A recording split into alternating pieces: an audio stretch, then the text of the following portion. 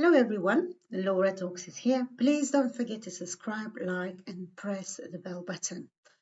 I had several kind of issues with the parents where they struggle understanding what their child learning in that particular year when they go to school and how they can support their children at home, or if they decide to homeschool their children, what actually their child needs to meet, what the targets. So today I'm kind of pulled out all the information from gov.uk website, and I'm kind of going to try and explain to you the fundamental concepts, what the child needs to know in maths. So I won't talk through everything from entire national curriculum, but the main bits your child needs to know, the main areas, what's related more than the number, which is really, really vital and important, which they need to know. So that's what we're going to be focusing and stressing out today. So if you want to read more about it, go gov.uk website, and that's where I put a screenshot for you on, and you can just type it in national curriculum in England, and you choose maths or literacy, and you can read all in detail. Now I'm going to kind of summarize all the information for you.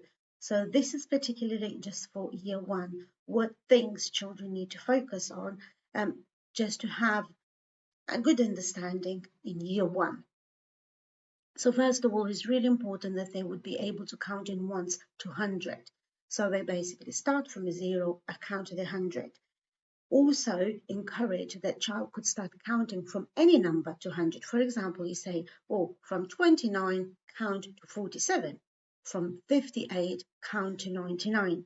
And if the child is able to do that, it means a solid understanding of counting. So it's really important. Now also it's really important to start learning counting in twos, fives and tens. They can use fingers, they can use counters to start with, to group them up and learn to count it. And that will build up that knowledge for timetables for year two, then they need to know it. Now to know number bonds. So number bonds is a very simple thing, which they need to know two numbers which makes 10. And you can use fingers for that. So you'd say 2 and 8, 3 and 7, and things like that.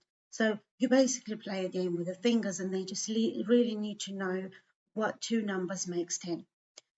Now, another one very important thing is add and take away numbers 0 to 20. But this they don't have to do mentally. They can use the number lines. So usually at school they get their nice, neat number lines where they all number like 1, 2, 3, 4, 5, 6, 7, 8, 9, 10. I done a very, very basic one. And for example, I'm just going to show you a very quick example.